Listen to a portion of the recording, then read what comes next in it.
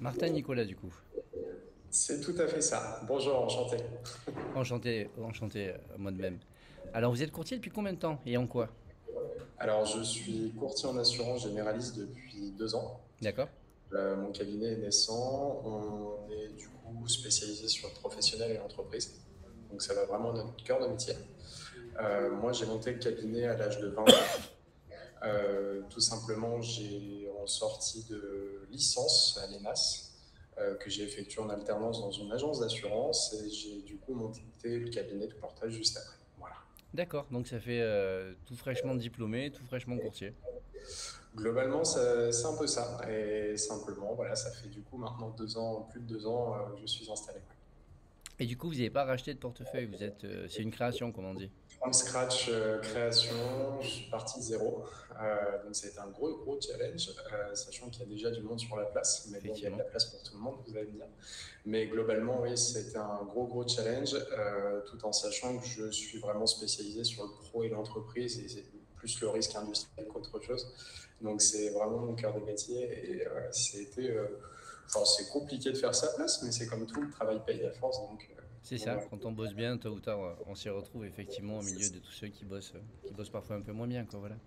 C'est ça. Et du coup, vous avez commencé à avoir vos premiers revenus pour les courtiers qui nous regardent et qui hésitent peut-être à démarrer, ou les futurs courtiers. Au bout de combien de temps, du coup, est-ce que vous arrivez déjà à commencer à vous payer ou pas encore? Parce que parfois, 2 ans, on n'y est pas encore. Oui, quand même. Tout à fait, hein, j'en vis aujourd'hui pleinement. D'ailleurs, je recrute une collaboratrice, là, je suis en plein process de recrutement. D'accord? Euh, Après, il ne faut pas compter ses heures aussi, ça c'est un vaste sujet. La limite peut être très fine en fait, sachant que c'est un métier qui est très très chronophage, qui prend énormément de temps en matière de gestion et en matière de souscription, avec toutes les réglementations qu'on connaît. Mais effectivement, c'est un métier qui est assez prenant, d'autant qu'on s'occupe de la gestion jusqu'à la sinistralité, donc ça prend du temps. Donc oui, oui, j'en vis pleinement aujourd'hui et j'en suis très content. Et vous avez parfois des coups de fil, du coup, le week-end ou en dehors des heures de boulot par rapport au sinistre? Ou en dehors des heures de travail, le week-end, ça reste des entrepreneurs, donc ils savent qu'il y a une limite à toute chose, je pense. Mais c'est comme tout. Après, oui, le lundi matin, parfois, c'est peut-être un peu chargé, ouais, de temps en Ouais, temps. je comprends. Ok. Alors, est-ce que la collaboratrice que vous recrutez, c'est plutôt pour du commercial ou c'est plutôt pour de la gestion? Plus une gestionnaire au global que je recherche, pas forcément une commerciale. Et est-ce que vous avez déjà songé à recruter? Ça se fait pas mal des alternants. Moi, je vois pas mal de cabinets qui recrutent des alternants, que ce soit pour la partie digitale souvent ou alors pour la partie gestion. Il y a plusieurs types de. Oui, oui, oui. Alors j'ai voulu recruter un alternant. J'étais pris de court, pour être très honnête, D'accord. mais je voulais recruter un alternant, sachant que c'est moi qui m'occupe de toute la com de la société. Étant donné que je suis tout seul, donc je m'occupe des différents réseaux sociaux, TikTok, LinkedIn, Facebook, Insta. J'ai un site web avec des API connectés. Enfin, j'ai un petit peu travaillé là-dessus et je suis un passionné du monde de la tech, donc ça aide. D'accord. Donc, j'ai travaillé sur le domaine, ouais. Mais ça vous prend du temps sur la gestion et sur le commercial, forcément. C'est une organisation. Je Ouais. dirais pas que ça prend du temps pour la bonne et simple raison qu'on le fait en dehors des heures de travail de Ouais. bureau, j'allais dire. Donc c'est une question d'organisation, c'est comme tout, ouais. Du coup, votre cabinet est pas mal digitalisé à la fois en termes de gestion. Il doit y avoir un CRM, j'imagine, et puis en termes de com, des API connectés, c'est pour des tarificateurs, justement, des choses comme ça. Exactement, ouais, ouais, ouais, tout à D'accord. fait. Donc aujourd'hui j'ai un CRM, c'est l'IA Protect, Oui, il y en a beaucoup qui l'utilisent. qui est franchement très cohérent en matière de rapport qualité-prix et ils sont très innovants sur notamment tout ce qui est ChatGPT, etc. Ils ont intégré plusieurs éléments qui sont intéressants, qui permettent de gagner du temps. Je leur fais une petite pub un peu gratuite, mais Vous n'êtes pas les franchement, premiers. Vous n'êtes pas les premiers à faire leur pub. c'est un gros travail qu'ils ont fait, je trouve. Et ils ont implémenté la signature électronique, etc. Après, c'est un coût, mais ça permet de gagner du temps et de tout centraliser.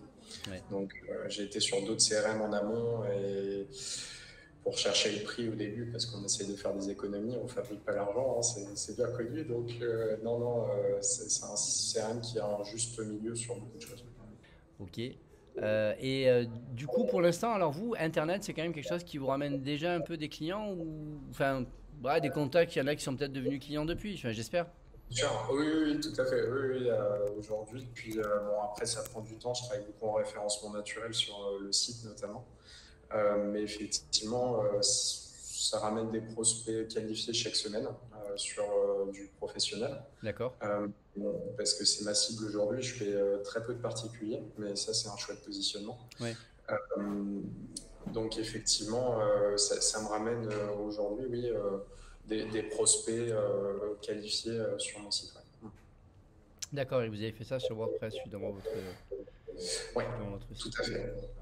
Je suis passé par un prestataire tierce pour qu'il me le fasse faire, pour la bonne et simple raison que je n'avais pas les compétences de code. Donc j'ai implémenté plusieurs éléments, notamment de mon CRM, pour avoir des éléments intéressants à proposer et diversifiés. Et très actif sur les pages Google My Business, etc., alimenté plus hebdomadairement que quotidiennement, mais Bien sûr. en tout cas fréquemment. Je pense que le marché il tend à se digitaliser, mais déjà depuis un certain nombre d'années. Oui. Donc je pense que le digital, ça va être le nerf de la guerre aujourd'hui. Pour autant, il ne faut pas oublier l'humain. Non, c'est ça. Beaucoup de courtiers, soit ça fait un certain temps qu'ils sont implantés, qui ont une clientèle très locale, ce qui est une très bonne chose, de voir fréquemment ses clients, etc. Ça, c'est vraiment le nerf de la guerre. Il ne faut pas oublier les personnes qui vous ont fait confiance au début. C'est parce qu'on a tendance à vite l'oublier pour aller chercher de nouveaux clients, sauf que c'est pas comme ça que ça fonctionne. Si vous aviez pour le mot de la fin un dernier conseil à donner à un courtier qui démarre, ou une erreur peut-être que vous avez faite, que vous auriez pu éviter si on vous l'avait dit, ou Euh, c'est pas facile de débuter en blanc comme ça.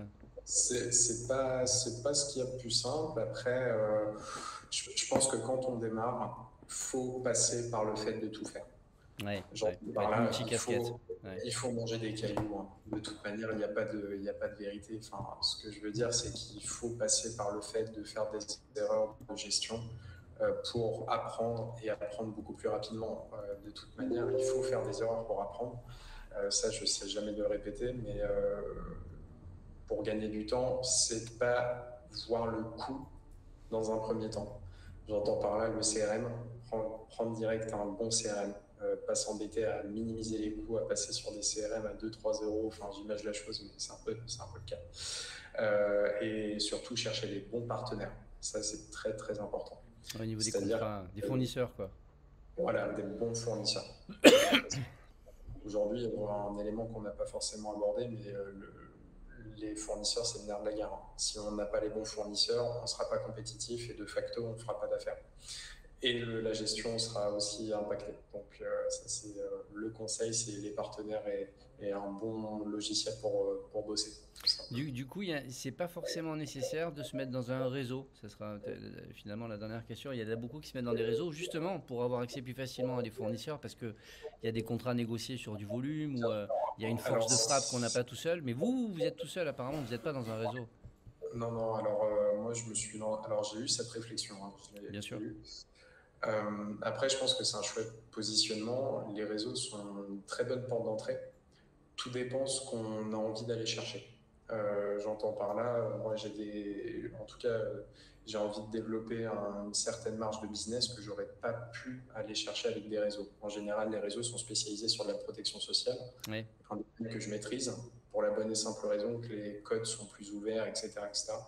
Mais sur du risque industriel, ça m'aurait apporté pas d'outils supplémentaires. Hmm. Ouais, c'est du tout venant un peu. Enfin, c'est du. Ouais, je vois Ouais, ce que vous voulez dire.